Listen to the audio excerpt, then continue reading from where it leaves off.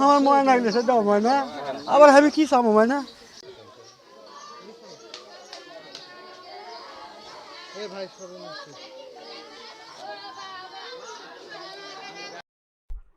জীবিকার তাগিদে 10 বছর আগে মালদ্বীপে পাড়ি জমিয়েছিলেন বগুড়ার শিবগঞ্জের নুরনবী সরকার।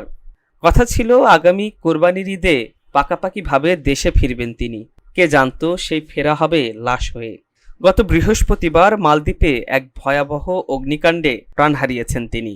এখন একমাত্র ছেলের মরদেহ শেষবারের মতো দেখতে সরকারের হস্তক্ষেপ চাইছে শোকাতুর পরিবার।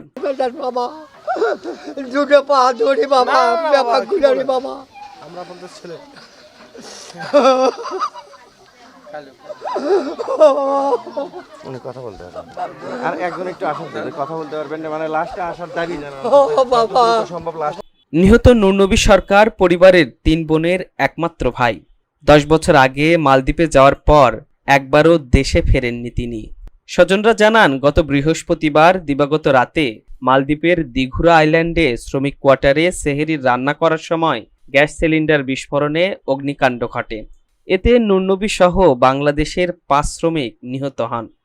গেছে 10 বছর হলো না, আসার কথা ছিল কুরবানির টাকা পাঠিয়ে দিতে ছিল, আমার কুরবানি আগে আসবি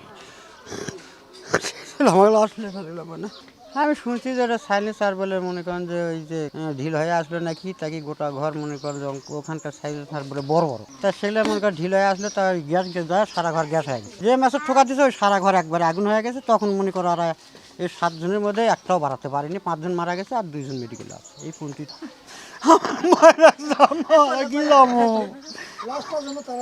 আমার ময়না গেছে দাও ময়না আবার আমি কি চাবো ময়না। ভাই আল্লাহ যত দূর দূরতে পারেন আমার লাস্ট আমার ময়না ব্যাগ পৌঁছে দেন।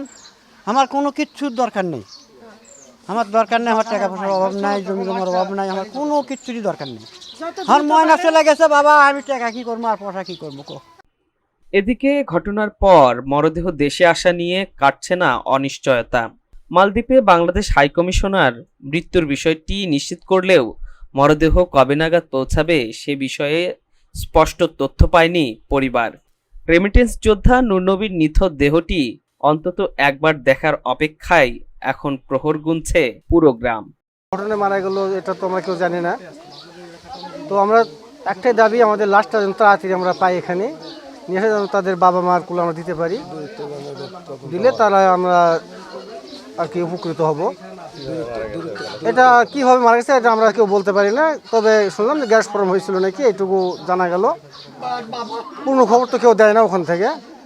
এইটুকুই আমাদের দাবি এবং অনুরোধ আমাদের বর্তমান প্রধানমন্ত্রী এবং আমাদের শিবগঞ্জ থানার এমপি এবং সে মন্ত্রী, এখন তাদের কাছে আমাদের দাবি যে আমাদের এই লাশটা তাড়াতাড়ি তারা নিয়ে এসে দেওয়ার ব্যবস্থা করে, এইটুকুই আমাদের আশা। জীবন অনেক কষ্টের। আমরা যারা প্রবাসে থাকি, আমিও প্রবাসে ছিলাম, আমি মালয়েশিয়াতে ছিলাম। অনেক প্রবাস জীবন কত কষ্টের সেটা আমরা বুঝি, আমরা জানি। এই আমার যা মারা গেছে নুরনবী সরকার, তাই আমার মামা হয়। তা মারা গেছে বৃহস্পতিবার রাত 3টায়। এখন পর্যন্ত তার কোনো পদক্ষেপ নেওয়া হয় নাই সরকার থেকে এবং প্রশাসন থেকে। প্রশাসনও এই পরিবারের কোনো খোঁজ খবর এখন পর্যন্ত নেয় নাই। আমরা কোনো খোঁজ খবর পাই নাই যে লাশটা কোন অবস্থায় আছে। আমি আকুলভাবে বিনীত আবেদন করি সরকারের কাছে এবং প্রধানমন্ত্রীর কাছে, তারা যেন অতি দ্রুত পরিবারের কাছে লাশটা হস্তান্তর করে। এবং আমাদের এমপি মহোদয় মীর শাহ আলমকেও বলি, তিনি যেন এই ব্যাপারে একটু সহযোগিতা করে এবং দ্রুত লাশটা দেশে আনার ব্যবস্থা করে। পরিবারের অবস্থা খুবই খারাপ, তাদের একমাত্র সন্তান, ছেলে সন্তান, পরিবারে বয়স্ক বাবা মা, তাদের দেখশনের কোনো মানুষ নেই এবং তারা খুবই অসুস্থ।